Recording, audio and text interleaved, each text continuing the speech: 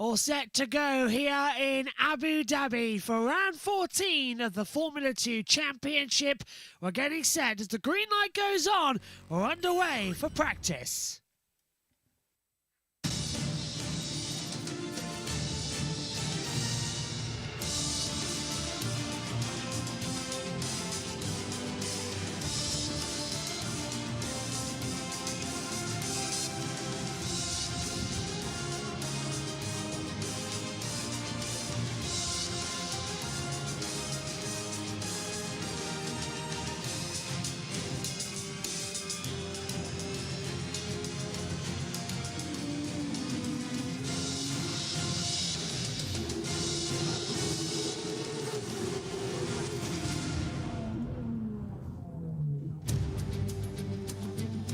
It's round 14 of the FIA Formula 2 Championship. It's the season finale here at Yas Marina on the Yas Island at Abu Dhabi.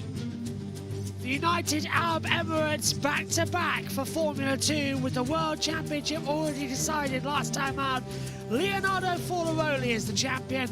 Still a couple of things to play for around this 5.281 kilometre circuit. 23 laps for the sprint race, 33 laps for the Grand Prix on Sunday.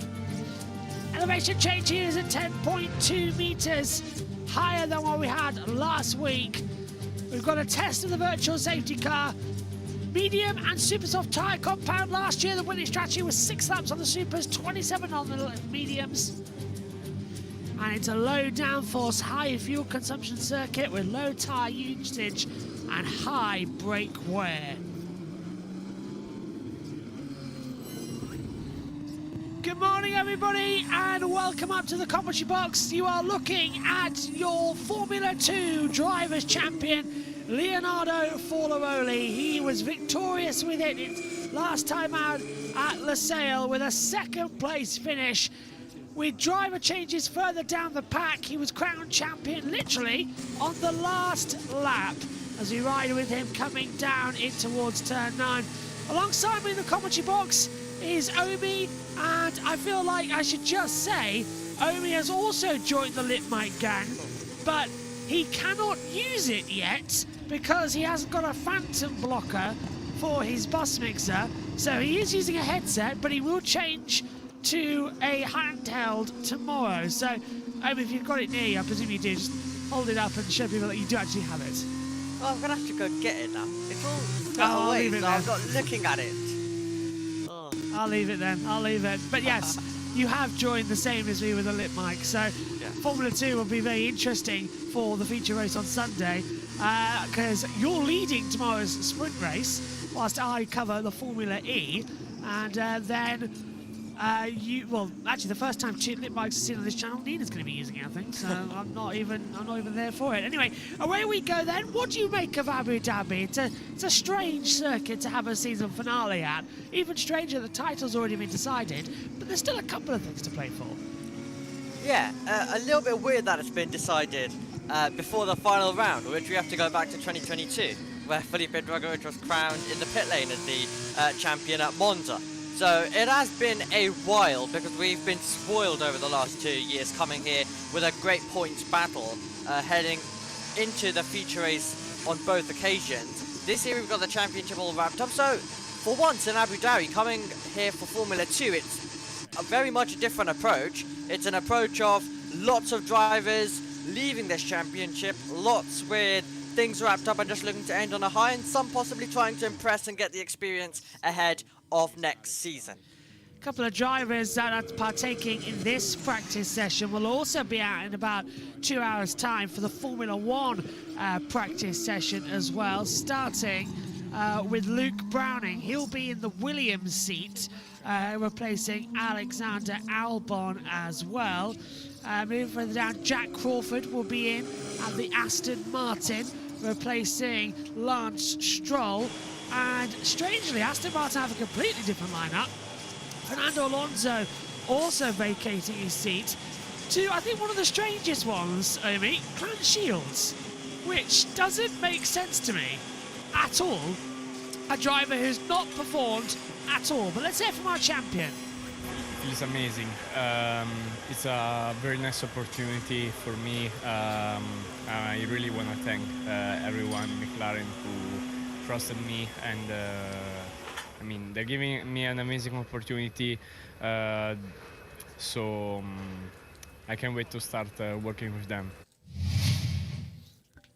Yeah, that's Leonardo Folorelli, who's now joined the McLaren F1 Driver Academy. We'll get to that in a second. But yeah, Omi, just quickly on Clarence Shields, it's a strange one to go into, isn't it? It really, really is. A driver who struggled and finished really at the back of Formula 3 to a point where he shouldn't even be on this grid, let alone anywhere when it comes to anything of the description of Formula 1. So yeah, a struggling season. Not trying to say he's a bad driver, but another season I should say rather, would have been good of Formula 3 for him, because he very much clearly needed it after a struggling season at the back. He gets his promotion to Formula 2 through that AIX seat. Once again struggles. No signs of brilliance across the year at all. Lots of opening laps this year. The yellow flag has been brought out by him. And not even just the opening lap, across the entire race, really. So there's not been a moment, there's always a moment for a driver where they're able to shine, even if it's once. Even if it's a struggling season, they're able to have that one good result. I've not seen that for Shield in Formula 3 or Formula 2. It's been a struggle across both. It's been a running at the back, basically, for him across both series, where he's not been able to do anything at the front. So yeah, it's a very weird one. And I think I've seen a lot of people saying that hopefully he brings the car back in one piece, and I'm really hoping it is. But it is a great opportunity for him, but we'll see how he gets on. To be honest, to say one thing is hard, because I mean, when I stepped into F3, I'd just done 1 year of F4, so I was very new to everything, and I mean, I've had to make a massive step on all sides, on absolutely everything over the last 2 years. So to choose one is not easy. Yeah, I don't know. I mean, obviously, I think probably the biggest thing is just how little track time we have, and having to learn to deal with that. But honestly, just to say one's not easy, because it's the truth that I've had to step up on everything. I had to make a big step in F3. I've had to make another big step this year. So yeah, I'm just because of how fast I've come through. I've always every weekend having to be focusing on improving myself. So that's Arvid Lindblad, who will also be driving. He will be in the Formula 1 Red Bull of Yuki Tsunoda in the first free practice session. But it has been announced that Arvid Lindblad will be joining Racing Bulls for the 2026 season. Again, we'll talk about this more in Formula 1, but that, I think, was inevitable. He was given the super license early on in the season, Omi, and he is a driver who massively, massively deserves it. Yeah, and the important point that he made about how he's had to fast-track everything. 1 season of F4, I mean, everyone talks about drivers like Antonelli just completely skipping stages. But Lindblad skipped a stage very early on in his single-seater career. To go from F4, not to go to regional, to skip regional completely, to go from F4 to F3 to F2 to now F1. He's had 1 season of basically everything. There's not been a series where he's been like, oh yeah, I'll stay here for another year.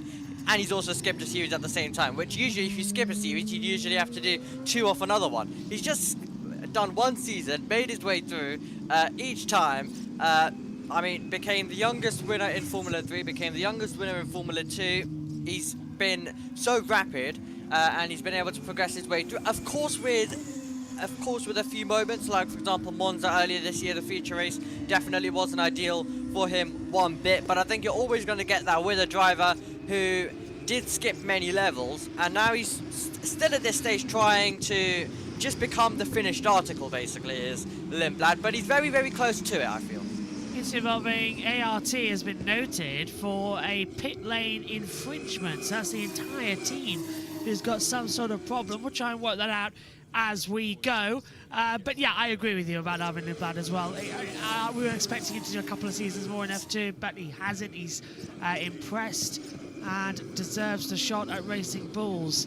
But one driver who I think is many going to be a bit interesting is the fact that Yuki Tsunoda, who was thrown in completely at the deep end into that second Red Bull seat, has now sort of been kicked out. He's the reserve driver for next year, but I don't know. I still feel sorry for Yuki. Let's have a word though with Luke Browning, who's out there on the circuit now, just circulating down towards turn number 8. We were flying in free practice. I think we were theoretical top 2, and then we just went into quali, and it just didn't come together. Yeah, I think both me and Dino struggled, and it put us on the back foot going into the rest of the race weekend. Sprint race was obviously very difficult to overtake, being such a high-speed characteristic of the circuit, and then the feature race we were on for top 3 on the alternative strategy, or top 4 when the safety car came out for half a lap. So it just wasn't meant to be, is the way to put it. And although it's gutting, I'm very proud of what we've achieved this year, and I've learned a lot. I've made mistakes here and there, and I've learned from them. And I think going forward, I'm going to be such a bigger man from going through this time. It's not easy, obviously, when you have a goal set out to win the championship, but you know, I'm really proud of what we've achieved together in my first full season of Formula 2. I've had 9 podiums, we've had a pole position, we've won a race, and I think due to that, it's the reason why I'm graduating. And you know, the guys at Williams have seen all my hard work there, and I'm being rewarded with it, and I've got a really exciting future ahead of me. But unfortunately for now, I'm saying goodbye to Formula 2. Luke Browning saying goodbye, Omi, and that hurts a little bit because I see AIT will investigate after the session for this pit lane infringement. I think everyone could agree Luke Browning has been one of the stars of the modern F2 era. Absolutely, time and time again. He's been on there looking strong and looking good. Yeah, and same with Formula 3 when he also did the 2 seasons in that. When it does come to Formula 2, he's actually doing a bit of a weird one, because we usually see drivers do a first season. If they don't quite win the title, they just go for another. But he's doing the thing of, well, he'll have to settle for those positions outside P1 and move on, pretty much. So we'll see how it goes. We'll see how it goes. We could always see a return from him in the future, but some other stuff like Super Formula or other opportunities could also be lined up as well for Luke Browning, and he'll be a deserving driver of any of such opportunity as well.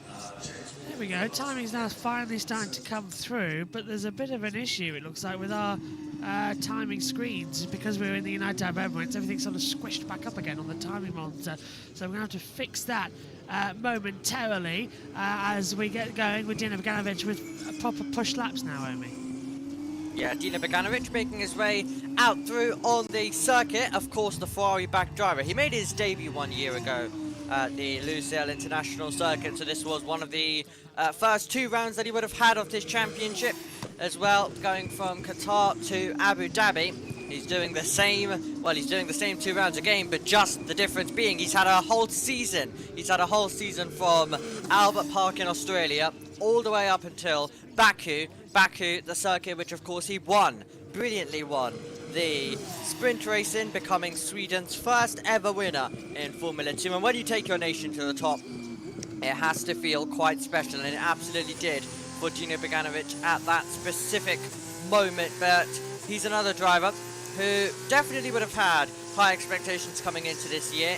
It has been a bit of a struggle with that high-tech team, but he'll look to come bouncing back next year in Formula 2, and we'll be excited to see that. Another confirmation that we've had coming into this weekend in terms of Formula 2 next year, Ollie Goethe will also be retaining his seat at MP Motorsports, so he'll be back for another season with the MP Motorsports team as the first few lap times come on the board. Beganovic just rounding out the final few corners now out there on the circuit. Beganovic then out towards the line, looking strong. Ollie Gertz has got the top time at the moment, 141.906. Here comes Beganovic over the line, does a 142.195. Gertz, as I said, was quicker. Montoya looking strong as well, 141.028, so 0.3 of a second already at the front of the times, and that is more like it with the deltas coming through. It is absolutely what we want to see. The drivers just pushing on and on. And this kind of sets the tone for your weekend. Have a bit of a struggling practice session now. It could lead to a difficult qualifying and then a difficult 2 races that'll be coming up. So you want to start it on a high. Usually the drivers at the front of this do go on to contend for that qualifying. It's just the way things go. And it's such an important start to the weekend. Of course, this is the one and only practice session that Formula 2 do get compared to Formula 1 that have 3 in total. Justin does a 141.008. He's gone fastest by 0.020 of a second over the line. So much more impressive gambits starting to come through on these timing towers at the moment. As we continue with Victor Martins through the last 2 corners, that famous section where Nicolas Latifi crashed back in 2021. Martins into the last corner now at turn 16, a downhill over the line, and he goes 3rd fastest. It's on a 141.111 over the board, 21.0 first sector, 42.6 second sector, 37.4 in the 3rd sector as well, so looking strong. There's the Ferrari pit wall, that ART stepping on. It's quite weird actually, because ART used to be the McLaren junior driver team, and now it's sort of become a mixture between Prema and ART that are the Ferrari junior driver teams as well. Let's hear though from Victor Martins. He was speaking to our F1 team yesterday. Yeah, finally we got a win, a feature race win. It's even better, of course. The weekend was quite good, quite special. For practice it didn't start very well, then we went into qualifying, being P3, then promoted to P2, showed that we were in the fight to get a possibility to win the race on Sunday. And then the feature race, we did everything perfectly. The pace was great, the car was just on rails. I was ready also from start to finish, and we didn't do any mistakes, and honestly that's what brought us to the win, and now we are really happy. Also really happy to come here with a win. Last round, it feels good. Last round, it feels good, would be the situation to come into as well. Victor Martins not getting an F1 seat at the moment, but might eventually pick one up only. Victor might get an eventual F1 seat. As we see Montoya quickly in the Prema. We hope that he can, but as you mentioned, we're watching Montoya. Wow! Oh my word, nearly losing the car. That's reminiscent of Charles Leclerc from that 2021 race as well. Just completely losing it and having to rejoin the road. But yeah, you can expect quite a few snaps across the weekend there. Twice we've had an F2 final race of the year feature race cancelled due to an accident down at turn 3. It's happened twice in the last 8 years, which is really bizarre for the same accident to happen and on the opening lap of the race and cancel the last race of the year. So let's hope it doesn't happen on Sunday. We want a good end. But coincidentally, both times it's happened when the championship's already been decided. We've even had an accident off the start line here, which Charlie Whiting. I was in Charlie's last ever Grand Prix weekend, sadly, because he passed away on the eve of the Australian Grand Prix in 2019. But in 2018, he started the F2 race and literally ducked into his gantry due to all of the debris that was flying towards him. Ollie Gertz has gone back to the top. Go on, Obi.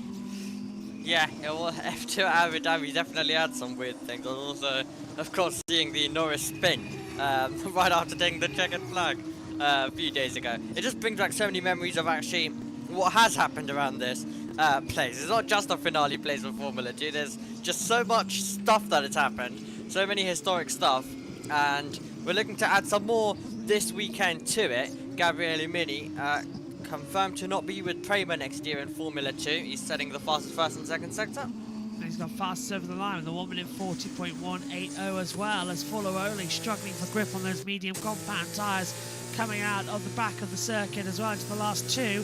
So a few drivers struggling as Kushmani goes up into 4th position as well. He's done, well, I'm going to hold my breath because Leonardo Follow-Only now goes into 4th as well. As Ollie Goethe now moves up, Lindblad goes 6th, Goethe drops down because Victor Martin has got up into 2nd position. Now Jack Crawford goes 3rd. He changes the position there on the timing screen, so it's Mini, Martins, Crawford, Goethe, Durtsken, Follow-Only, mainly Lindblad, Verschoor and Stanak has the top 10. There's Sebastian Montoya, 10th in the driver standings on 91 points as well. Surprised he hasn't got a Formula 1 driver in FP1, considering that his father, Juan Pablo Montoya, is here this weekend working with F1 TV. You'll hear him in the FP1 commentary box alongside Alex Jakes and Julian Palmer. Yes, indeed. So they continue to navigate their way through as well. We were trying to get to, as Dirksen's had a lap time deleted, we were trying to get to Leo Fornaroli and his news about the McLaren signing. So, of course, he's become the development and reserve driver for the next season. Also, another driver who has been confirmed is Verschoor, who's just had his lap time deleted as well. So, Verschoor's also signed to, now he asked weeks ago, Zach Brown, or Montoya I'd say would probably be a better description, and he's actually got a opportunity. Wouldn't be surprised if that's for the hypercar program as well in a few years, just to get him tied in already, because I think he'd be a good fit for that. I agree. I think a hypercar program that McLaren are running in a couple of seasons' time, that's the place to be, and I think that's where we're going to end up seeing him, really. So I think that World Endurance Championship run, of course, they've pulled out of Formula E in order to do it. Kind of makes sense. Lindblad's had a lap time deleted as well. He's dropped down into 17th place. But, I don't know, Formula E I think is still the place to be for many manufacturers. And it's surprising me that they aren't staying with it as much. As Montoya over now down towards turn 9 on the National Straight. Rising up. Does pull 6th gear. Pulled it a bit too late in my opinion. Again, it cost him a couple of tenths there. It did. And yes, Formula E back this weekend as well. We'll see our very own Pepe Marti was running earlier on this season for a full campaign. He'll be able to make his debut this weekend in the championship. Yeah, we're at the Sambadrome in Brazil, the street circuit at Sao Paulo. And that's live with practice 1 tonight. On air at 18:45 UK time.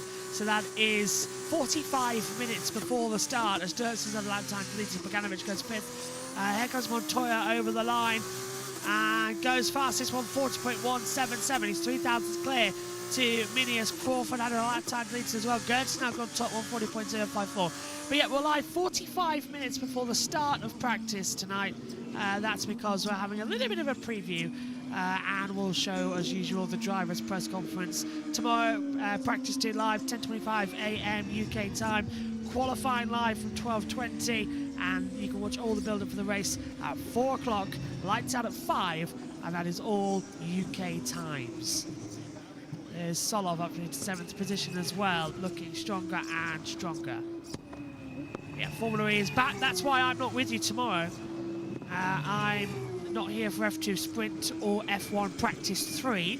I'm back for F1 qualifying as well tomorrow, as we are covering the Formula E season opener. But you've got me all Sunday. Feature race and the Grand Prix of Formula 1. So, Omi, you've got FP3 lead and F2 Sprint lead alongside Wes. But for FP3, you've got Megan and Nina in this commentary box. So, good luck. Yes, and in terms of picks for the F1 title, we're all three of us are different, so FP3 will be quite fun. Yeah, you've gone Verstappen, Megan's gone Piastri, and Nina's gone for Norris. So that's going to be a fairly heavy debate, I think, at 10 o'clock in the morning. So you're not the one who's going to put up with it if Norris doesn't win the title. And we've got to drive to Wales the next day for our holiday. So that could be a frosty couple of hours. Oh, big snap! Kushmani exactly the same as Sebastian Montoya coming out of turn 3. Rear snaps on him and he almost heads towards that barrier. And this is Richard Verschoor coming down into what was turn 19. Under the Yaz Hotel, locks up the front right brake, goes straight on and has to take avoiding action. Deep for Verschoor, who will continue on and round out Formula 2. Well, he's rounding out Formula 2, driver coming into Formula 2 to stand up into Pruvzak. Of course, also now getting his opportunity as he takes over from James Walton, who was there 1 week ago. Of course, just another fill-in driver. But yeah, into Pruvzak, getting ready for a full campaign in Formula 2 next year. And that's who's messed up my timing screens. I had wondered why everything had moved. It still hasn't bothered to Pruvzak. So that's who's messed up my timing monitors. It's always him. Yes, the long name joining the championship as well, and we can hear from him right now. Feels really good, really excited to be jumping in a bit early for this final round. When I got the call from Trident for this opportunity to do the last race, of course I took it straight away. I think it's a great opportunity for me to learn all the procedures and kind of take all the information before the postseason testing and also for the next year ahead. And yeah, I'll try to learn as much as possible. Hopefully get a good result as a bonus. But yeah, let's see how we do. Yes. Apologies for that noise momentarily as that interview was going on. He just, live pictures, as we heard from him, he very nearly lost it into the wall. Just had to follow to Pruvzak. He lost the car as we were hearing from him, so it wouldn't have been the best scene, I think, for him. Good scene right now for what he got, though, because he's lighting up the timing boards. Personal best first sector, purple second sector. You better warn JT that he's got to spend some time this evening setting up his F2 graphic again, because Transport to Pruvzak has decided to make a little bit of a mess on our timing monitors. Even the top banner was different. There is Juan Pablo with his son Sebastian. Juan Montoya, a legend in IndyCar, a legend in Formula 1 as well. I think with 2 Indy 500 victories to his name, that's kind of the big importance to him. Last one came, of course, in 2015. He was an old boy then as well. It's quite something seeing him. It was quite melancholy. I remember his first ever Grand Prix win in Formula 1. It came at Monza, the Italian Grand Prix. It was just a few days after the 9/11 terror attacks, and nobody wanted to be there at Monza at all. Ferrari ran blank cars with a black nose cone, blank overalls. Schumacher was very melancholy over the weekend. Many of the drivers, team personnel, everybody just did not want to be there. They felt that it was wrong to be racing. They had to practice on the International Day of Mourning on the Friday, qualify on the Saturday, and then there was a big rumble on the Sunday because the first corner, the Rettifilio and then the Dalla Roggia chicane, a year before, Paolo Ghislamberti was killed, a marshal, in a horrific accident which started between the two Jordans and Barrichello coming together. Then Coulthard got into it. We had an Arrows upside down as well, and unfortunately he was killed. And Michael Schumacher and a couple of other drivers were very passionately not wanting to race on the opening lap and just go through the first corner as if it was double yellows, just to make sure that everyone got through okay. It was admirable, but it didn't happen because at the end of the day, everybody was there to race, so they raced, and only one car got caught up in an accident that day. But yeah, it was very much a strange weekend of action. Ferrari backed off, they finished second and third, Montoya won. I'm very happy. It's been a thing that I've been working to my whole life. Very proud to finally achieve it, and also thankful for the trust of McLaren that they put in me to be part of their program, their development program, and I hope to achieve great things together. Not sure yet where it will lead, but I'm sure if I work hard, it can be very nice. I mean, you said about Richard Verschoor, we just heard from him there, now becoming part of the F1 Driver Academy for McLaren. looking stronger and stronger. Where is he running right now?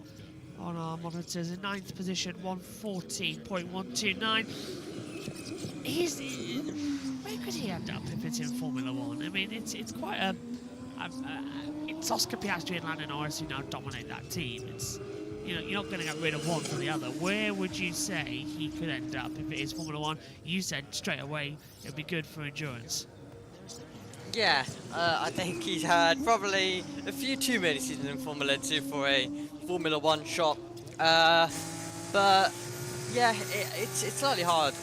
Where he could go, I guess the only opportunity probably would be an open seat somewhere, where, like, let's say any team that's probably specifically has a little bit of drama across the year. So I can only maybe even see like a Haas if there's any drama or anything. But it would definitely be something that's like one where they just need a fill-in option, not like anything, not any driver who they've thought about for a while. So I'd say it would only probably be an emergency situation. Yeah, I think that too. If Norris or Piastri, God forbid, ever got ill or got a race ban, which, to be fair, this is more likely. We have had a couple of drivers be banned in Formula 1. As we see Leonardo Forlaroli now pushing, our champion, who's also, as we said, joined the McLaren driver program. And you were very adamant that he should join an F1 academy. Even last time out in Qatar, you said, oh, he's won the F2 championship, but now he hasn't got an academy. He hasn't got to drive anywhere else.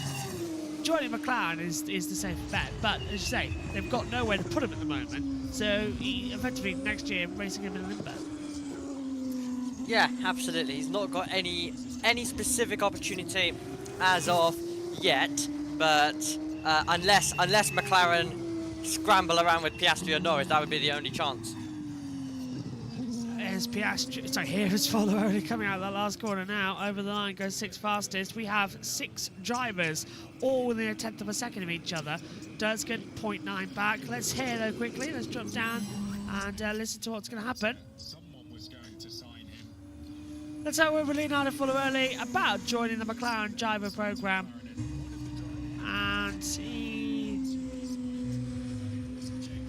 let's hear from James Robertson, the team principal at Invicta. Let's see what he said about Forlaroli joining McLaren. I'm immensely proud of Leo. He's had an incredible season. We knew from the first quali session in Melbourne, where he went out and put the car P1 on his first push lap, that we had a very quick driver on our hands this year. He's worked tremendously well on his race pace, especially in the early part of the season. And I think really once he got that first win at Silverstone, his first win for I think 4 years or so, that monkey off his back, he's just, his performances have gone through the roof, and he's really dominated the second half of the season, and to win it around early is just immense. Yeah, sorry about going a bit silent there. I was listening to the audio director in our ears, and as usual, there was a bit of waffle from Chris McCarthy. Couldn't quite hear what was going on the timing screens, which have again changed thanks to Tanasipol into Puvazak. So I need to edit that very quickly. But Omi, just quickly, what are you thinking as we get our second runs coming up now on the timings? It's a smooth practice for a session that only really affects tomorrow. Well, we don't run in the dark now, unfortunately, here, but this is really good data for when we go racing on Sunday. Yeah, even though we're a few hours away, it's still similar conditions, I guess, to what we'll have on Sunday, way off what we'll have in the sprint, way off also what we'll have in the quali. So I guess this is mostly for the feature race, which at the end of the day still is the biggest points-paying position. It is basically the Grand Prix of the weekend. I mean, winning the sprint race, doing good at the sprint is always good, but you use that as extra practice as well for that feature race. Of course, in Formula 2, a sprint win, sprint podiums, they all count overall, unlike Formula 1, because it's embedded in properly into the full weekend format. It really allows the teams and drivers, the drivers to show their talent, the teams to see that talent in terms of overtaking skills, defending skills. Because let's say if you do get a dominant driver like Leo Forlaroli, well, we know he can dominate from the front, we know he can put it on pole, but is he able to make the overtakes? Is he able to keep it clean in wheel-to-wheel combat? So there will never be an F2 champion who can just enjoy themselves and always dominate from the front. They'll always have to do some bit of work, even if it is on the Saturday, trying to make some overtakes and, well, showing their racecraft skills. Because when you get to Formula 1, you can dominate all of the feeder series, but in Formula 1, half the time, you're not probably going to be the best team to start off with. So you will be battling in those race conditions, so you need to be able to show that you can do that. And we've seen several of the F2 graduates prove that they can. Most notably, of course, our current championship protagonists of Oscar Piastri and Lando Norris, who've proved themselves across Formula 3 and Formula 2 as well over the years. Most famously, of course, Piastri stands a chance to become the first driver to win the Formula Regional European Championship, then go over to win F3, Formula Renault at the time. Formula Renault at the time, yeah. Yeah. So Formula Renault, Formula 3, Formula 2, and then Formula 1. But he's got an outside shot, really. Durskin, failing to follow race director's instructions of keeping to the correct side of the bollard, will be investigated after the session. So not going well there for Joshua Durskin. Who's been a surprise? Won this race last year, the feature race. Yeah, did he win it last year on pure performance, or did he win it on the fact that he had a brand new engine compared to the rest of the field and he was monstrous compared to everybody? But because the only real time I've seen him improve was that start he made in Qatar. Great getaway. Yeah, that was a great jump off the line for him, but I think he was definitely helped with also just everything, also a championship battle, which of course in the feature race has kind of ended early after had just stalled on the grid, but yeah, Bortoletti couldn't quite chase Dirksen down to take it. Sliding like mad, coming out of turn 13 into 14 as well. I thought the rear was going to loop around on him as well. Into the last corner then at turn 16. Downhill, literally to the checker flag line, and it's a 1:40.029. Had to wait for that to pop on the launches. Bogdanovic fighting hard. Barrier getting closer and closer every year. Into the last corner at turn number 16. Downhill over the line. And we've got a yellow flag out there on the circuit. Not sure where that's come out of. Green flag now. As we see Bogdanovic coming to turn number 1. Where is Dino on our timing test? I don't know where that yellow flag is actually in. Oh, there we go. AIX off the track. That must be Clan Shields because we just seen Durskin over the line. That's promising for later on, isn't it, when he goes in the Aston Martin? Yep, faster machinery. You'll have to try to tackle around this Yas Marina venue as well. And then straight after F1 practice, we'll have the F2 qualifying. So I hope you give me a good grid for tomorrow's sprint race, and we can have a good feature race grid as well to end the season. Hope so, hope so. Alvin Lindblad has gone fastest to 1:39.790. So stronger lap times coming through for him. Let's have a look at Roman Stanek now. This is at turn 1 exit. Just all 4 wheels off the road, and that is going to be critical come qualifying because that is a part of the track you can't corner cut there at 1. Yep, F2 and F1 will have to focus on that as well. Still, we haven't seen what happened with the yellow to cause it as well. The specific moment that we believe Shields had out there on the circuit, but looking close. The times are looking close to the front of the field. I think qualifying could be quite unpredictable. Would be a good way for Arvid Lindblad to wrap up Formula 2 if he can take a pole and go on to take the victory as well in the feature race. I say that, he's had his lap time deleted now, dropping down to 8th. Oh, well, that's put Gabriel Money back up to the top then and completes that. We have 6 drivers inside a tenth of a second. Yeah. Even closer. What we love, what we want to see in Mini is out there pushing on once again, hoping to see whether we can go even quicker this time by with 6 minutes to go on the clock in this practice. One problem with using a lip mic is that if you've got a scratch on your arm, you can't use your other arm to scratch it because you'd end up pushing the microphone away from you. That's one disadvantage. There's Mini. Up in the first sector. It's a 20.570, 0.165 faster. Durskin's got a 20.6, 20.5 for Crawford. 20.7 Montoya, 20.6 for Stanak. So times starting to really improve there, actually, Omi. They're now pushing on the mediums, but no, not many on the softs. So they're saving those qualifying tyres as late as they possibly can.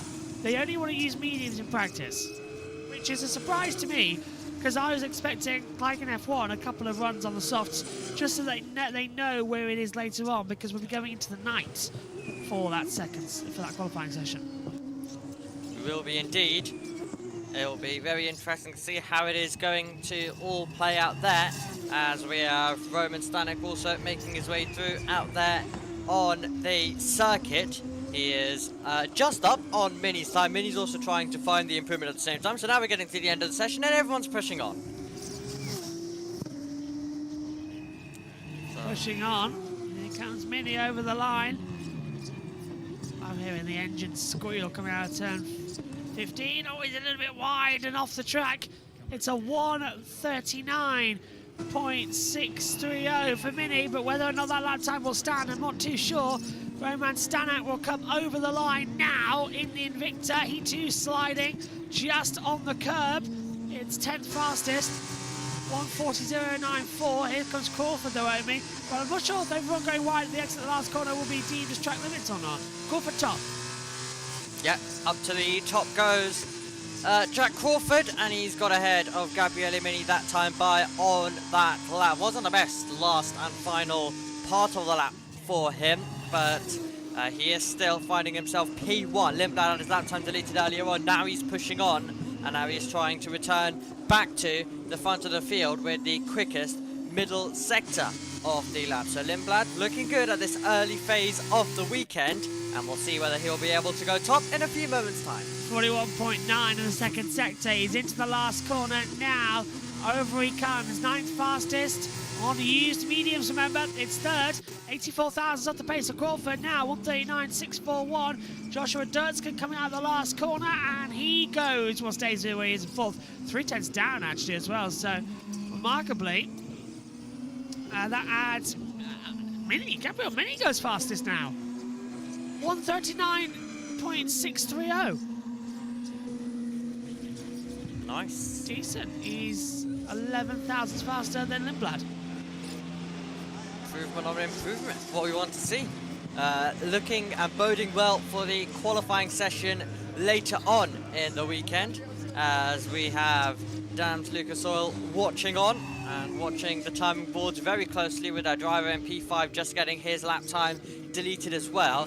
Here is Victor Martins down by 7 thousandths in that first sector. So let's see whether he can try and make up some of that time, claw it all back in the second and third sector to try and go quickest of all. This, of course, where Victor Martins took pole position here last year as well for the race. He was in the middle of that championship battle, able to get ahead of them all, and then had an absolutely terrible getaway off the line, which was another big distraction to missing Hadjar, as Pepe Marti stormed his way by Borzeletta to take the lead. It was a very eventful stop, even though of course we had the championship battle taking of course the bigger picture at that precise moment. Martins absolutely faded down the order in a big way with so much wheel spin. Yeah, that's what distracted us as well. We all thought it was Marty who stalled at the line. It wasn't, it was Hadjar. A disadvantage of so many of the Red Bull liveried cars, and also the fact that the graphic that came up on the screen told us it was Marty, not Hadjar. So, and then it was not until the end of lap 1 we found out it was Isaac Hadjar who'd stalled in the pit, on the grid and wasn't in it. So that was unfortunate. Caught out me, caught out Alex Jakes, caught out Alex Bunnell. I don't think it caught out you though, Amy, did it? You were the one who noticed it, I think. Yeah, I noticed a few corners in that possibly wasn't what we thought. But I'm happy it played out the way that we did. At least we had a few seconds where we thought the championship was properly on. Because had we noticed it off the line, we would have got not even a second of realizing that the championship was actually heading all the way to the end, and we were getting the finale that we deserved. See, that's why Omi should be the F2 commentator, and I should just stick to Formula 1. Over the line comes Bogdanovic 140.2, Crawford 5th fastest at the moment. We're watching him coming into the Az Hotel section. Has he got a chance to win again this weekend? It's looking a bit stronger at the moment, but he's just got to get that race pace. Amazing fight back in Qatar. Amazing fight back. Yeah, absolutely amazing fight back. I think it's anyone's to win. We were talking about Pepe Marti as he improves up to Formula E. Well, he was the winner here 1 year ago for the sprint, so he took his first win in the championship. So it is a perfect opportunity, especially in the sprint, for a newcomer to come and take it, and then even in the feature race, for someone else to come in and go on to take the win as Goethe runs deep as he makes his way through. You can hear from Pepe Marti in an interview we've got coming up in our Formula E qualifying show and in our pre-race coverage as well, with our new partnership with Formula E Zone ahead of this season. We'll be commentating live on all the sessions across JB Motorsports and Formula E Zone, and also we'll be showing their interviews as well that they've conducted from trackside. So the best of both worlds as we combine our efforts. Both got media passes, both have the thing that the other needs. Just made sense. And a wonderful team to partner with. Myself and Jack Pickering will be in the commentary box this weekend for Formula E's qualifying and race. And joining me in practice is Jack Giamana later on this evening as well. Checkered flag is out for F2. And Bogdanovic comes over the line, and he's 14th fast at the moment. Looks like Crawford's going to win this one top on a 1:39.545, which I think is actually quite a decent time to begin with for a weekend with no grip on this circuit. They've only had the Masters out there, the historic championship, before this one. So first Pirelli rubber. Yeah, absolutely. So they've got the circuit all nice and ready for Formula 1, and I'm sure they will appreciate exactly that. What Victor Martins won't appreciate is a bit of traffic through the hotel section, the final part of the lap. That was Kushmani just making his way through directly up ahead, and that will be a big issue come Formula 2 qualifying later on, and even Formula 1 as well. I expect to see that playing a huge part. What's annoying is that wasn't even Kushmani's fault. There's nowhere to go in the hotel section at all. Yeah. It's such a single file part of the track, so I feel sorry for him there. But Crawford fastest to begin the practice starts. Well, looking good for Jack Crawford as he tries to take pole later on. I think Lindblad will be quite happy with that one, so will Mini. Even though Lindblad's not had a good F2 season, you know, he's shown his talent across so many different ways. So Red Bull is still giving him the opportunity, but it would still feel special if we can end Formula 2 on a high. Virtual safety car is out for a test procedure. We'll see this in Formula 1 later on as well. We'll also see a red flag test being done in the final practice sessions of this weekend, so just expect that to be witnessed as well as we get into it. Not a bad first session, 7:52 a.m. Sunrise in the UK is in 6 minutes time, but Amy, you can actually see out your window. Is it sunny yet? Well, I mean, it's not dark, I can definitely tell you that. We've got a bit of a golden sky at the moment, so. Oh, lovely. Looking nice. Oh, I can see a lot of ice though outside, so it's not looking good. It's very icy outside. God, Nina's already awake. It's 7:52. Wow, guess she wanted to watch Formula 2 practice, I guess.